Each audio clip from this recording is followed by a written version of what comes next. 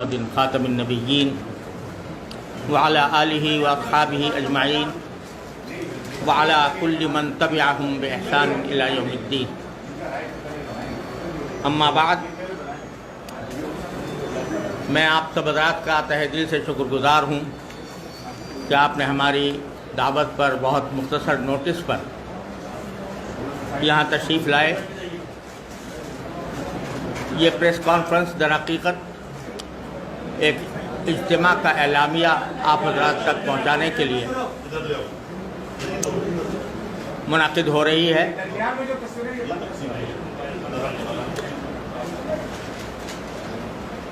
تقسیم کر دیں پہلے چلیں۔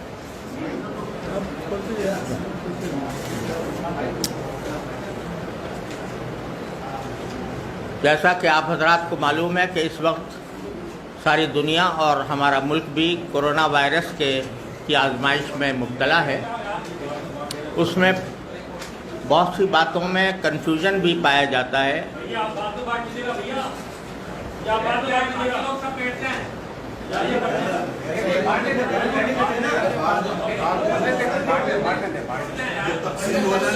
ٹھیک ہے، تقسیم کر لیں، نہیں تقسیم کر لیں، کوئی بات نہیں، بعد میں کرنا، بعد میں دے دینا، کسی کو۔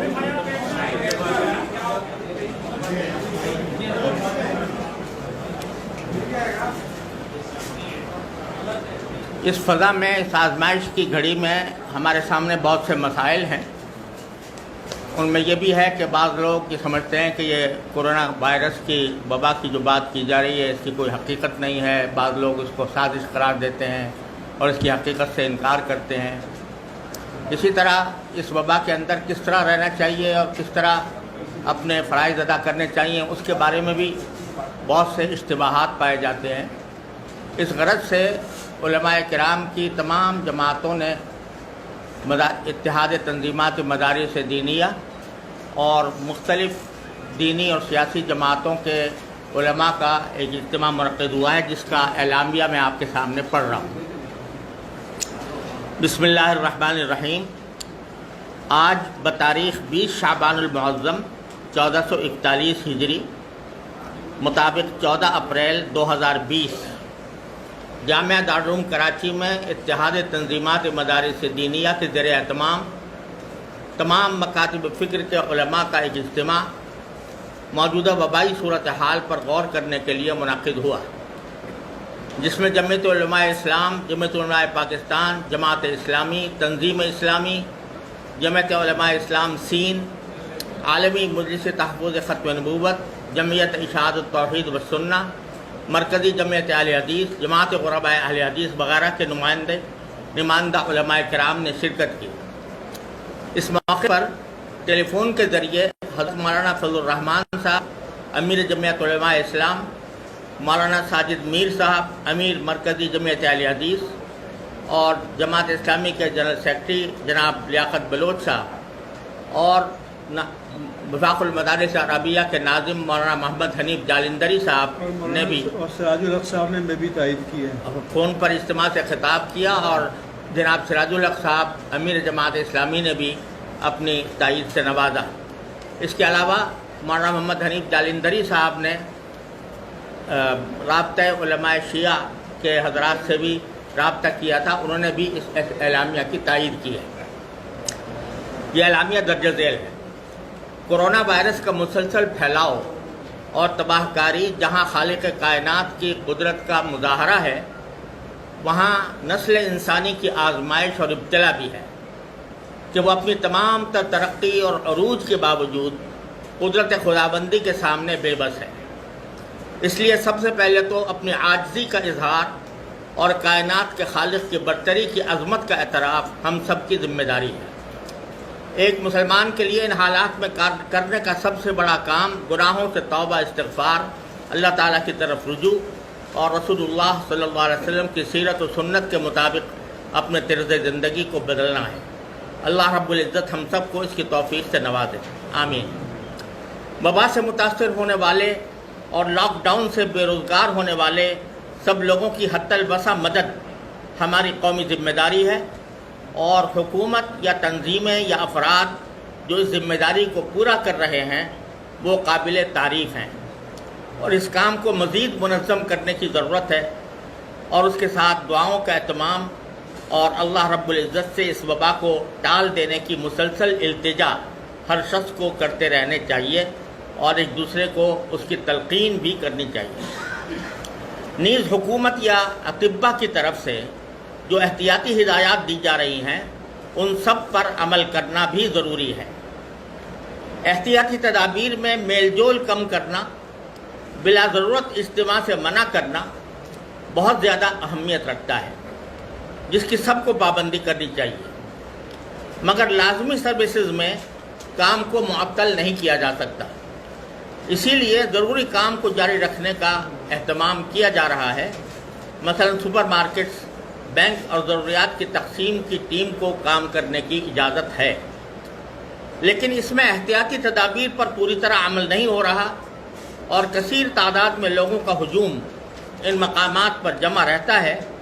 اس میں لوگوں کو مناسب فاصلے کے ساتھ ضروریات پوری کرنے کا اہتمام کرانا ضروری ہے۔ اسی طرح ایک مسلمان کے لیے مسجدوں میں نماز باجماعت اور جمعہ کا اجتماع ایک اہم ضرورت ہے، خاص طور پر رمضان میں مسجد کی حاضری اور نماز باجماعت نہ صرف ایک ضرورت ہے بلکہ اس آزمائش کے موقع پر خاص طور سے رجوع الی اللہ ہی وبا کو دور کرنے کا ایک اہم ذریعہ ہو سکتا ہے۔ اس کو حتی الامکان احتیاطی تدابیر کے ساتھ جاری رکھنا بھی ضروری ہے۔ احتیاطی تدابیر کا دائرہ اور دورانیہ ہر جگہ، موقع، محل، تقاضۂ وقت اور جگہ کی وہاں کی ضروریات کے مطابق اختیار کیا جانا چاہیے۔ اس کے لیے یہ اجتماع موجودہ حالات میں مندرجہ ذیل طریقہ کار کا مطالبہ کرتا ہے۔ نمبر 1، احتیاطی تدابیر کے ساتھ مساجد کھلی رہیں، ان میں 5 وقتہ نماز باجماعت نماز جمعہ جاری رہے، 3 یا 5 افراد کی پابندی قابل عمل ثابت نہیں ہو رہی۔ نمبر 2، جو لوگ بیمار ہیں یا وائرس سے متاثر ہیں یا ان کی عیادت پر یعنی تیمارداری پر مامور ہیں وہ مسجد میں نہ آئیں، انشاءاللہ انہیں گھر پر بھی نماز میں جماعت کا ثواب ملے گا۔ نمبر 3، معمر حضرات کے بارے میں چونکہ اطباء کی رائے یہ ہے کہ قوت مدافعت کمزور ہونے کی بنا پر وہ وبا کا نشانہ بن سکتے ہیں، اس لیے وہ اپنے آپ کو مسجد میں آنے سے معذور سمجھے۔ نمبر 4، مسجدوں سے قالین ہٹا کر ان کو ہر نماز کے بعد حتی الامکان جراثیم کش ادویہ سے دھویا جائے۔ نمبر 5، مسجدوں کے دروازے پر حتی الامکان سینیٹائزر لگانے کا اہتمام کیا جائے، اور اس کے لیے محلے کے اہل خیر اس کا انتظام اپنی شرعی ذمہ داری سمجھ کر کریں۔ نمبر 6، مسجد کی صف بندی میں اس بات کا اہتمام کیا جائے کہ 2 صفوں کے درمیان ایک صف کا فاصلہ ہو، اور ایک صف میں بھی مقتدی مناسب فاصلے کے ساتھ کھڑے ہوں۔ اگرچہ فاصلے کے ساتھ کھڑا ہونا معمول کے حالات میں مکروہ ہے اور ترجیحاً مکروہ تحریمی ہے، تاہم عذر کی بنا پر انشاءاللہ یہ کراہت باقی نہیں رہے گی۔ نمبر 7، تمام حضرات وضو گھر سے کر کے آئیں۔ نمبر 8، مقتدی حضرات ہاتھ صابن سے دھو کر اور حتی الامکان ماسک پہن کر آنے کا اہتمام کریں۔ نمبر 9، سنتیں بھی تمام لوگ گھر سے پڑھ کر آئیں اور باقی سنتیں نفلیں گھروں میں جا کر پڑھیں۔ نمبر 10، نماز جمعہ میں اردو تقریر بند کر دی جائے، اگر ضرورت ہو تو صرف 5 منٹ کے لیے لوگوں کو احتیاطی تدابیر سے آگاہ کیا جائے۔ نمبر 11، خطبہ جمعہ کو صرف ضروری حمد و صلات، تقویٰ کے بارے میں ایک آیت اور مسلمانوں کے لیے مصائب سے نجات کی دعا پر اکتفا کیا جائے۔ نمبر 12، نماز کے بعد بھی تمام حضرات ہجوم کرنے کے بجائے مناسب فاصلوں سے گھروں کو جائیں۔ نمبر 13، ائمہ مساجد عوام کو احتیاطی تدابیر اختیار کرنے کی تلقین کریں، البتہ ان پر عمل کرانے کی ذمہ داری انتظامیہ پر ہے، اس کے لیے ائمہ کو ذمہ دار نہیں ٹھہرایا جا سکتا۔ حکومت سندھ نے کہا تھا کہ مساجد کے ائمہ کرام اور مسجد انتظامیہ کے خلاف پہلے سے درج FIR غیر مشروط طور پر واپس لی جائیں گی اور آئندہ ان کے خلاف FIR نہیں کاٹی جائیں گی، لیکن حکومت نے اس معاہدے کی خلاف ورزی کی ہے جس سے باہمی اعتماد و اتحاد مجروح ہوا۔ آئندہ ایسی کارروائیوں کو اعادہ نہ کیا جائے اور حسب وعدہ عمل کرتے ہوئے تمام FIR واپس لی جائیں اور گرفتار شدہ ائمہ کرام کو فوری طور پر رہا کیا جائے۔ یہ اجلاس ملک کے میڈیکل اور پیرامیڈیکل اسٹاف کی خدمات کو خراج تحسین پیش کرتا ہے اور ان کی اور پوری قوم اور انسانیت کی سلامتی کے لیے دعاؤں کی اپیل کرتا ہے۔ اجلاس بھی اپیل کرتا ہے کہ پوری قوم متحد ہو کر اپنی خدمات انجام دے اور ہر طرح کے سیاسی، گروہی، فرقہ وارانہ اور عصبیت کو بالائے طاق رکھ کر اپنے اپنے فرائض انجام دے۔ ان امور کی تنفیذ اور عمل درآمد کے لیے تمام شریک اداروں اور جماعتوں کے نمائندوں پر مشتمل ایک 12 رکنی کمیٹی تشکیل دی گئی ہے، جن میں حضرت مولانا مفتی منیب الرحمان صاحب اتحاد تنظیمہ مدارس سے، میں محمد تقی عثمانی وفاق المدارس کی طرف سے، مولانا راشد محمود سمرو صاحب جمعیت علماء اسلام کی طرف سے، مولانا عبدالوحید صاحب رابطۃ المدارس کی طرف سے، مولانا حافظ محمد سلفی صاحب جماعت غرباء اہل حدیث کی طرف سے، حضرت مولانا شاہ اویس نورانی صاحب جمعیت علماء پاکستان کی طرف سے، جناب محمد حسین محنتی صاحب جماعت اسلامی کی طرف سے، جناب مرزا ایوب بیگ صاحب تنظیم اسلامی کی طرف سے، مولانا یوسف قصوری صاحب مرکزی جمعیت اہل حدیث کی طرف سے، مولانا اعجاز مصطفیٰ صاحب عالمی مجلس تحفظ ختم نبوت کی طرف سے، اور مفتی عابد مبارک صاحب تنظیم المساجد کی طرف سے، اور مولانا محمد عادل خان صاحب جامعہ فاروقیہ کراچی کی طرف سے اس 12 رکنی کمیٹی کے ارکان ہوں گے۔ جن حضرات نے اس اجتماع میں شرکت کی ان کے اسماء گرامی یہ ہیں: حضرت مولانا مفتی محمد رفیع عثمانی صاحب جامعہ دارالعلوم کراچی، حضرت مولانا مفتی منیب الرحمان صاحب دامت برکاتہم تنظیم المدارس پاکستان کی طرف سے، حضرت مولانا ڈاکٹر عبدالرزاق سکندر صاحب وفاق المدارس عربیہ پاکستان کی طرف سے، مولانا ڈاکٹر عادل خان صاحب جامعہ فاروقیہ کی طرف سے، مولانا عبدالوحید صاحب رابطۃ المدارس پاکستان کی طرف سے، حضرت مولانا مفتی عبدالرؤوف سکھروی صاحب جامعہ دارالعلوم کراچی کی طرف سے، حضرت شیخ محمد سلفی صاحب وفاق المدارس سلفیہ کی طرف سے، علامہ شاہ اویس نورانی صاحب جمعیت علماء اسلام کی طرف سے، حاجی محمد حنیف طیب صاحب نظام مصطفیٰ کی طرف سے،